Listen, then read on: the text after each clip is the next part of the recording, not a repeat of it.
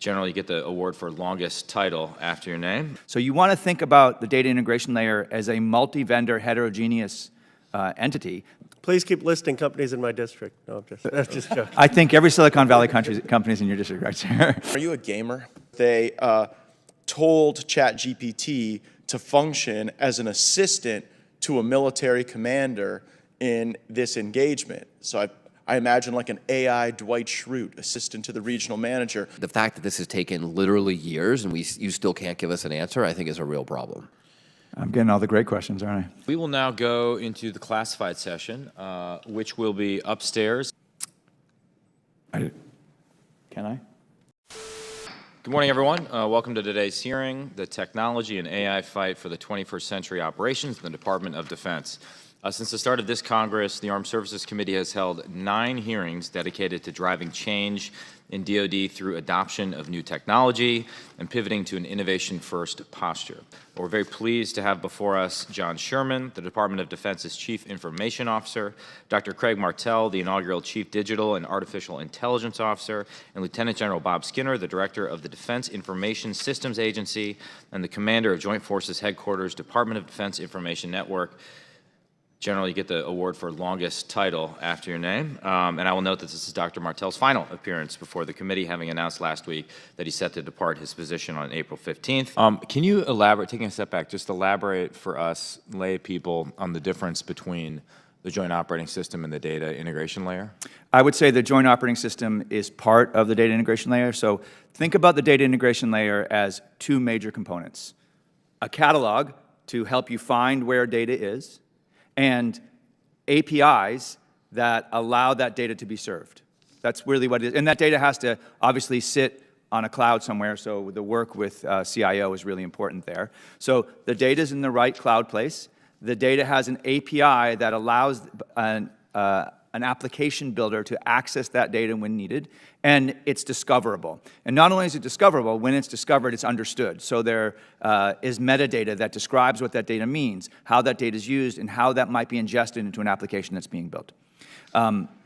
JOS does specific things that we had originally contracted them for, and they are now part of that data integration layer. They have data that they're providing. The Anduril has data that they're providing that's part of that has an API layer and is discoverable through that centralized catalog. So you want to think about the data integration layer as a multi-vendor heterogeneous entity that really is the data that's needed is discoverable and accessible. And so that's what we're driving forward. And then in PB25, it says that the JOS is moving to production. I like the idea of CDAO using all sorts of acquisitions authority to move rapidly, taking commercial technology like the JOS through prototyping and into production. But could you elaborate more on how you see the JOS in production? I may have to take that for the record, or for the closed session, because I don't actually know specifically what we can talk about, what it delivers. And you're leaving soon. As you look back, what are the metrics that you would judge your tenure on? Massive increase in demand for getting it right. We just did a presentation across the whole department about the current state of JADC2 and the successes that we had. A year ago, there were a lot of, I don't know what this means, I don't know what you mean by getting the data right, I don't know what you mean by having the data accessible to the warfighter at the right time in the right place. That's now well understood. JADC2, I was very pleasantly surprised. There's no longer an ambiguity, at least within our org, about what JADC2 is. It isn't a thing. It isn't a system. It isn't even a destination. It's a set of behavioral patterns and the underlying data flows to support those behavioral patterns. I mean, JADC2 is command and control for the 21st century. You do command and control in the 21st century by the right flow of data. The demand for that data flowing correctly has, not quite exponentially, but geometrically increased, I would say, over the last year and a half. And if there's a win that I'm strongly willing to claim, it's that. Dr. Martell, I see that you worked at Dropbox and Lyft before your service to our country. Can you describe some of the collaboration with the Silicon Valley technology companies that you have and how that can improve? We couldn't have done the job without a tight partnership with key companies. Palantir is one, Anduril is another. Databricks is another. Almost everything we do, and then all of the cloud providers. So Google, Amazon, Oracle and Microsoft. Thank you, John. Please keep listing companies in my district. No, I'm just joking. I think every Silicon Valley company's in your district, right, sir? So we couldn't have done it without them. We spend a great deal of time talking to the leaders of those companies to get buy-in for the story that I'm telling you now. What I tried to do was take best practices from Silicon Valley, which is really the data is more important than the app. The data has to precede the app that's on top of it. It's not more important, but it has to precede. Quality data has to precede the apps that are on top of it. Quality data has to precede AI. It's logically inconsistent otherwise. And so I vetted this view with all of my colleagues in Silicon Valley. I had many conversations, not just with the big companies, but also with lots of startups to make sure that they were on board and that they would be willing to engage as we built out this multi-vendor, heterogeneous data integration layer that would allow for a separation from data from apps. Thank you. Are there things we can do to improve the collaboration, or do you think it's in a pretty good place? Well, I think we still have some work to tackle. I think DIU, the Defense Innovation Union, is doing a really good job at tackling those. Doug Beck is a really strong hire, and so I'm really glad he's on board.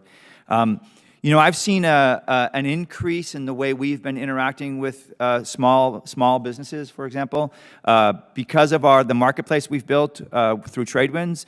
We're now up to 65 non-traditional company contracts. We're up to 75 small business contracts, and many of these are done in 30 to 60 days. General Skinner, are you a gamer? No, sir, I'm not. No Madden, no My EA son Sports, Call of Duty. My son is, but I'm not. I'm not either. But it seems as though a lot of our service members are. I mean, I've seen a lot of these USOs. They're building all these great gaming complexes. And I took interest in a report that we were feeding some of the StarCraft 2 game models into an integration with ChatGPT. And this piece, AI surpasses humans, U.S. military ChatGPT outperforms in war scenario planning. And I guess what they did in this case was they told ChatGPT to function as an assistant to a military commander in this engagement. So I imagine like an AI Dwight Schrute, assistant to the regional manager. But it turns out in changing conflict dynamics, the military assistant turned out to be quite capable. So, Dr. Martell, you seem to have some familiarity with this circumstance. What can we learn from the integration of gaming models, AI, and military strategy? So I'll talk less about gaming because I'm not a gamer, but about how we might effectively use tools, generative AI like ChatGPT. We've been working really hard to figure out where and when generative AI is going to be useful and where and when it's going to be dangerous. The danger is it's extremely difficult. It takes a very high cognitive load to validate the output of this model. And so there's a very large demand signal for AI to replace experts and allow novices to replace experts. That's where I think it's dangerous. Where I think it's going to be most effective is helping experts be better experts, or helping someone who knows their job well be better at the job that they know well. I don't know, Dr. Martell. We're all on the front end of this wave, but I find a lot of novices showing capability as experts when they're able to access these large language models. So if I can, sir, I think the reason is it's extremely difficult to validate the output, right? So as long as there's a way, and I'm totally on board, as long as there's a way to easily check the output of the model, because hallucination hasn't gone away yet. There's lots of hope that hallucination will go away. There's some research that says it won't ever go away. That's an empirical open question that I think we need to really continue to pay attention to.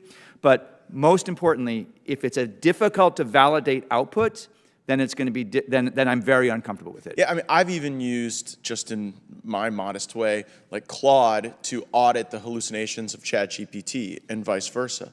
I can see the young people behind you nodding in the affirmative. So sometimes that can be a check. And I think you're right on the outputs. I think you're dead there, but I think it's dead right. I think it's interesting, though, to think about this in terms of like an assistant. And then you think about that in the air domain and the space domain. But I want to get to the inputs as well, because you made a really good point in your testimony about the quality of the data dictating kind of the ceiling on this enterprise. And I envision a circumstance where we're in this room marking up the NDAA, and there's a big fight among all the lobbyists for the defense contractors about who owns the data, right? And just as we see in the large language models, the New York Times and these entities saying, well, you trained on our data and our stuff, and so we have some ownership interest in the work product that comes out. As you depart government service onto something else, what advice can you give the subcommittee about how to have as much of that data open source and acceptable, so we don't have a circumstance where, like, Lockheed Martin is saying, well, we have to protect our source code on the F-35, and back to that circumstance.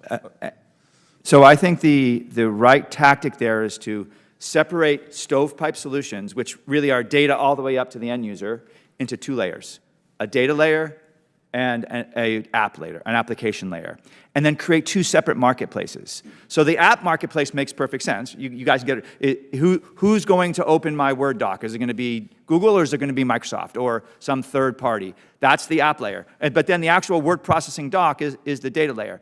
But you can also build a marketplace in the data layer. If Lockheed Martin had invested a great deal of IP and work to building out that data layer, well, maybe we pay them for access to that data, and figure out interesting contracting ways where they can actually make money selling that data, not just to themselves, but to other app builders, but require that data be accessible. So I really think that's a really important point. I hope we were able to get back to it at some point, because what I worry about is they'll create the cost of that data as so cost prohibitive so as to vertically integrate all the features of the contract. And Mr. Sherman, who testified about contract sprawl earlier, I think is acknowledging that we're going to have to confront that, and I think it's yes, sir. sticky wicket. I think that's right. Chairman, I yield back. I know the leadership of the department is working on reducing our shocking number of suicides, and one straightforward way to help is to simply make sure that 988 is dialable from all DoD phones. It's a legal requirement that you can dial 911, but not yet 988. So what can we do to make sure we get there? Congressman, first, thank you for sponsoring that legislation. As Secretary Austin has said, mental health is health, and this is imperative. So within the Department of Defense, we have validated its use in the Pentagon, Fort Myer. We even called it from my office to make sure, because I'm going to be honest, the first few times we were doing this, to make sure you don't have to put a 9 in front of it or something like that, to make sure it could work. So working with General Skinner with his DISA hat on, and also personnel and readiness, making sure that that guidance is out there. We're going to continue to validate, and I want to make sure I'm clear on this. This is going to be an ongoing process for whether it's at Fort Cavazos or Camp Pendleton or Edwards Air Force Base, wherever a service member or civilian is that needs to be able to get to that number, that we're going to have to continually validate this. So this is something we've been talking about just recently here, that this is going to be an ongoing process to make sure that 988 is reachable without having to put 11 in front of it or 9 or things that I would have had to do at Fort Stewart, calling from the day room down at 1580A. So, sir, this is something that got our attention for large and small installations alike, to make sure we can validate that.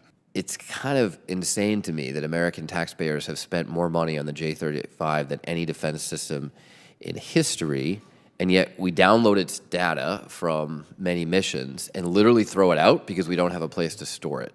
When is this going to stop? I'm getting all the great questions, aren't I? That is a great question, and I appreciate it. We call that data exhaust, where valuable data is being blown out the tailpipe, and there's an example of it. I don't feel that I have the expertise to answer that question when it's going to stop, but I can say that we have to continue the demand for quality data to deliver solutions, and I believe that virtuous cycle is going to then start creating the demand to understand how that data can be most effective. Well, I would just point out that if my laptop or my phone told me that I was out of space, I could solve that problem in a couple hours. So I don't expect DoD to move that fast, but the fact that this has taken literally years and you still can't give us an answer, I think is a real problem. I'll have to take the rest of that as a question for the record and get back to you. I'm not sufficiently familiar with it. Okay, well, it would be very helpful to have a timeline. Can you explain what directive authority you've been afforded in building the data integration layer? Can I?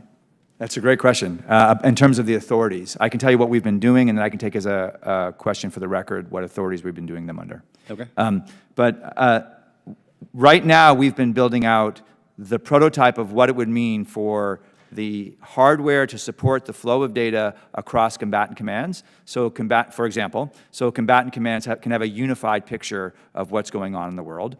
We're doing that as the key learning exercise, and we do it every 90 days through these guide exercises, as the key learning exercise to understand what combatant, and through wargaming, what combatant commanders would need to see, and what all of the components under the combatant commanders would need to see, would need to exchange, and how data would need to flow in order for it to go from swivel chair and PowerPoint and email to digital data flows as that information goes across the combatant commands and within the combatant commands.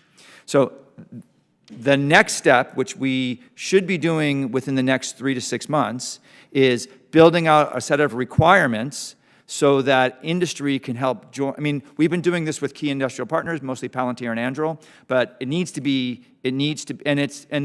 the technology that we've built, we're leaving behind. It's there, it's available. That's why we call it a minimum viable capability. It's viable. We then need to build out clear requirements that allow other industrial partners to join in and to expand that data integration layer, and then also to expand those capabilities.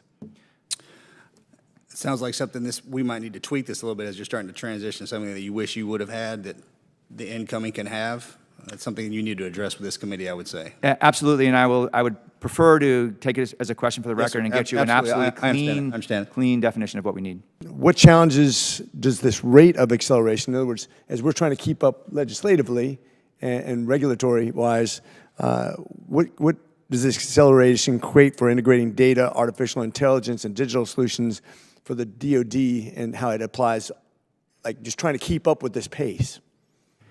So it is remarkable, and I will say in my 30-year career, this is the most exciting time to be an AI expert. The science has been really remarkable, even just the last 5 years, but if you go back 15 years, it's been amazing as well.